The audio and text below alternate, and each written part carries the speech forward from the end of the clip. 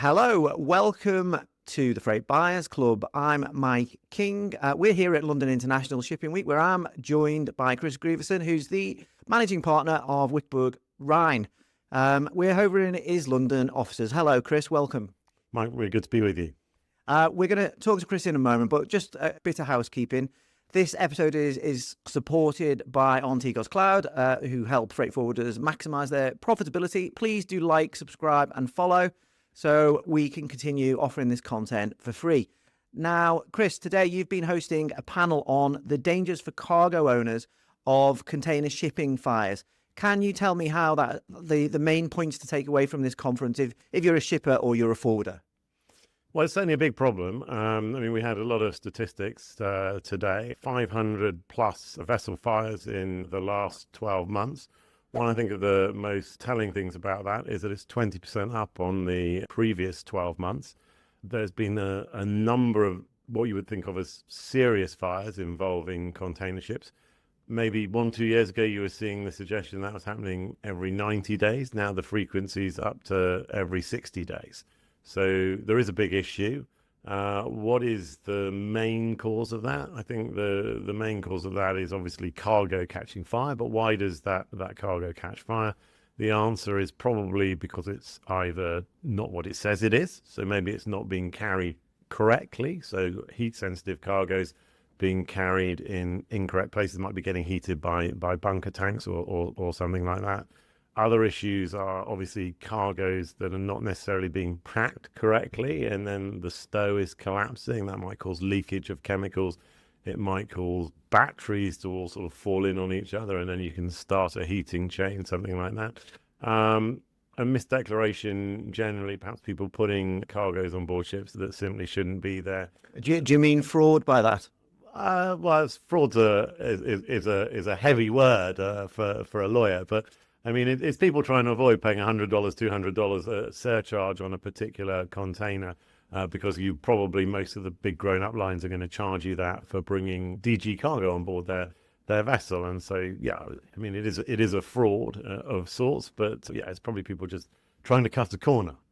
And that's how they would see it, right, rather than fraud. But it does have a massive impact. And ultimately, I think some of your members or your readers, people who, particularly those who've got insurance or they're very large and so they've got some real worth behind them, if they happen to have handled a box and they happen to be someone who is mentioned somewhere in the contractual chain, for putting that box on a vessel and it catches fire, then probably people like me are going to come looking for them at some point and try to get back some of the money that all of the underwriters who underwrite the ship or they underwrite the charterers have paid out on these claims, because they're tens, if not hundreds of millions of dollars each time. So yeah, it's a big issue for everyone in the industry, and it can come back even to the sort of smallest of operators in the freight chain.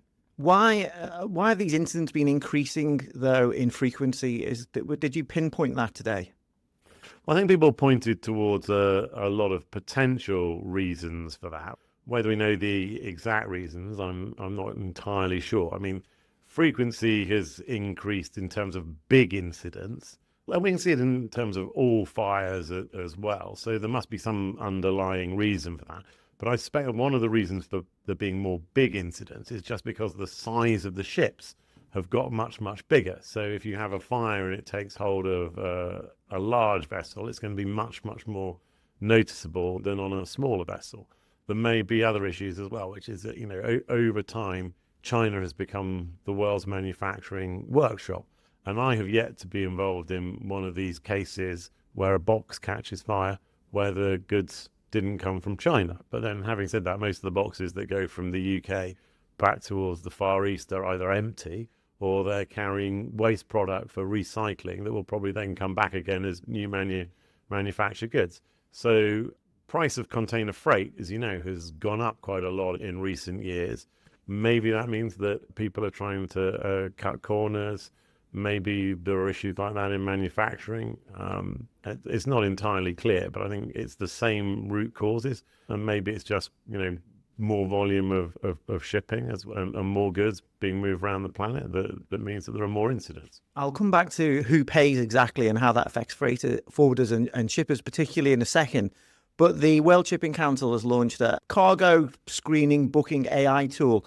Is this the type of initiative that helps address some of this? Yeah, definitely at the cargo screening stage. That's really, really important. I think one of the things we talked about today was that the biggest lines are very, very concentrated on safety. They have very serious, big departments, who sit in places like Singapore, where they are between the alliances. They're working very carefully on looking at anything that's booked in as a dangerous cargo. They have experts within these centres who are looking at that all of the time, and they're putting into place preventative measures now that you wouldn't see 5-10 years ago. So we know that a number of the lines that we've worked with are very keen on vanning surveys. So you say you want to put a DG on my vessel and I'm one of the big lines, then I'll say that's fine, but I need a vanning survey so I can actually see what's been loaded into that box, how it's been loaded into that box, how it's lashed and dunnaged within that box. So I know that it's not all going to fall over, because as soon as the box comes on a chassis and it's delivered to a port, to a terminal, which is going to probably be a port, but it might be delivered to an inland concentration centre or something like that. It's really difficult for any port operator, for any liner operator to start checking what's in the boxes. It's just such volume, and when a ship's loading in port, it can be thousands of boxes are loaded literally within a 24-hour period. So nobody has the time to check that then. So the lines are pushing right back to the beginning of the freight journey to see what's happening. And I think that is making a difference. But I think we also identified in the conference today that you have the big boys doing that, but it's always possible, if you've got something that you happen to shift a lot of something that's probably a little bit noxious, you don't want to pay too much money. All the big boys have said, this is a bit dangerous to carry this. We don't really want it. You can find ways in through smaller operators, through smaller ships where perhaps no one's going to check this stuff quite so thoroughly. Then it gets feeded into a bigger vessel. And so it can still be on a bigger vessel and cause a fire later. So, it's because it's within the industry rather than at a regulatory level. I would say the big boys are policing themselves and adopting best practice. But, there are still people that don't want to pay for things because they operate on small margins, and that's how the world economy works, right? Of course. From a media perspective, right? So this is how, say, some of our YouTube watchers might have seen this. They might have seen the dramatic fire on a container that's spread right across the ship, and that the story would follow a narrative. Has anyone been? Is the crew safe? Who rescued them? What happened to the ship? What's happening to the environment? And then after that, things can get lost a little bit in the ether as time drags on. Where did the ship go? I think this ties into who pays. So who does pay? Obviously, it's the insurers and other parties. But then after that, how are freight forwarders and shippers exposed? This ties in with general average. Maybe we can start with general average, and you can maybe explain how that might affect the forwarder if they didn't really understand what this was. Okay, so general average is a very ancient concept. It's back to the days of the old sailing ships. When the ship went off around the world, the ship owner had no way of communicating with the ship. And in order to make it sort of a worthwhile exercise for people to be ship owners, they didn't end up buying or bearing all of the cost of when things go wrong. So and the same thing was a little bit about all the people who put goods on the vessel to be taken to the destination. So there's this whole idea that everybody's involved in this thing called the common maritime adventure.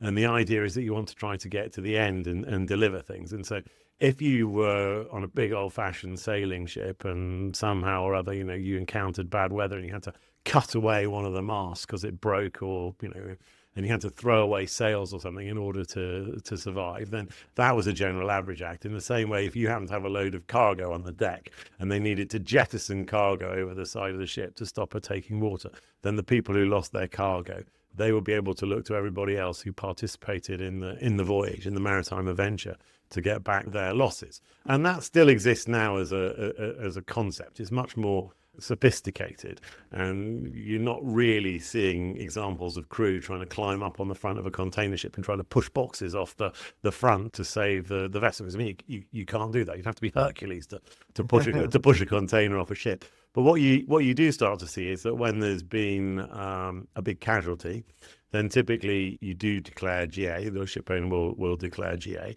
a number of boxes may be completely damaged and beyond repair because that's particular average. So, for example, they're the victims of the fire. But the people whose boxes are, say, perhaps below deck and the holes get filled up with water and their cargo is destroyed, that will be a GA sacrifice.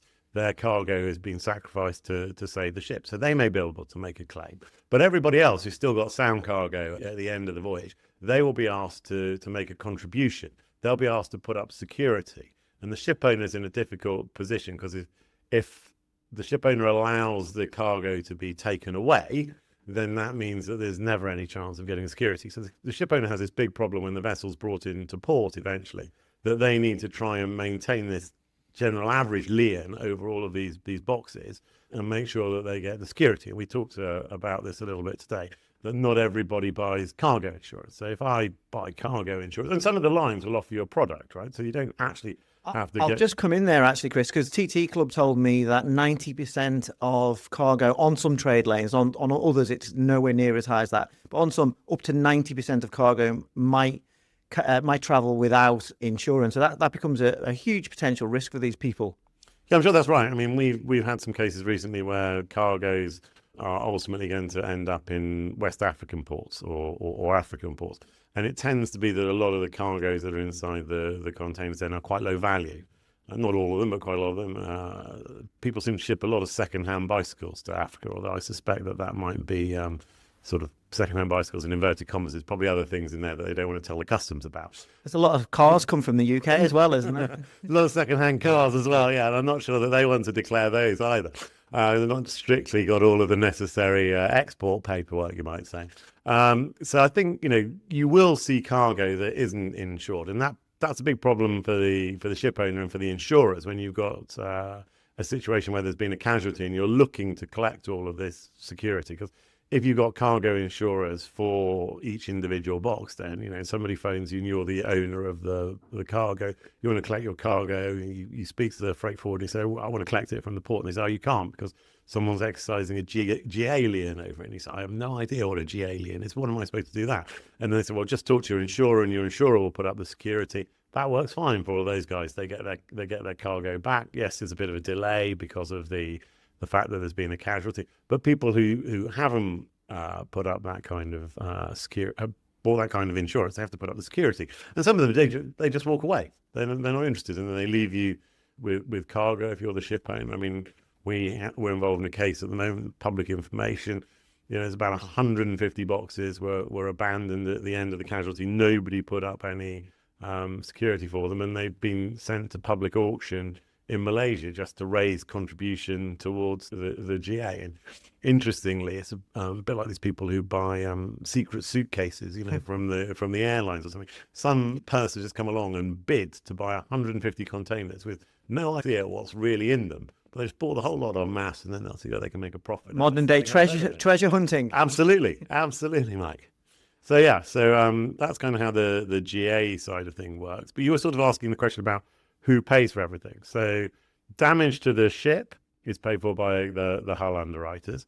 But, depending on who owns the ship, quite a lot of ships are just owned by people who are purely ship owners. A lot of the ships in the container trades are obviously owned by the big liner operators. But if you're just a pure ship operator, somebody puts a cargo on your ship and that cargo causes the fire, your instinctive reaction, logic, and the law generally supports the position that it's the responsibility of somebody who either rented the ship from you or the person who put the cargo on board. And if you can't determine which cargo caused the fire because all the evidence has disappeared, then you'll probably go after the people who chartered the ship.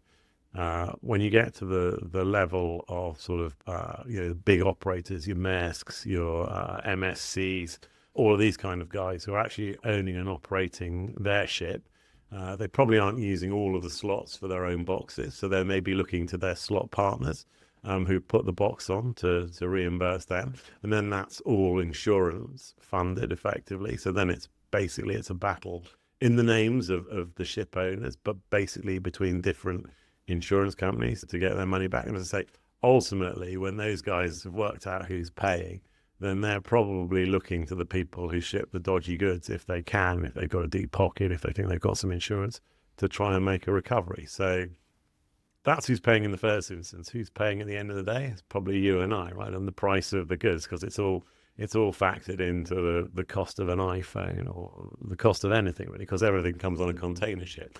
So, and it's a little bit of it, I think, is definitely added to the freight premium that your readers pay. As we finish up, if you were going to give one piece of advice to the cargo owners about how to avoid liability, what would it be?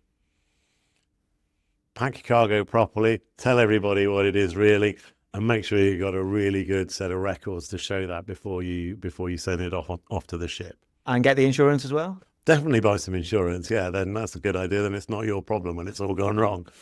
Chris Grieveson, Managing Partner at Wikborg Rein. Thank you so much, Dave, for joining me on the Freight Buyers Club. That's a pleasure, Mike. Good to see you.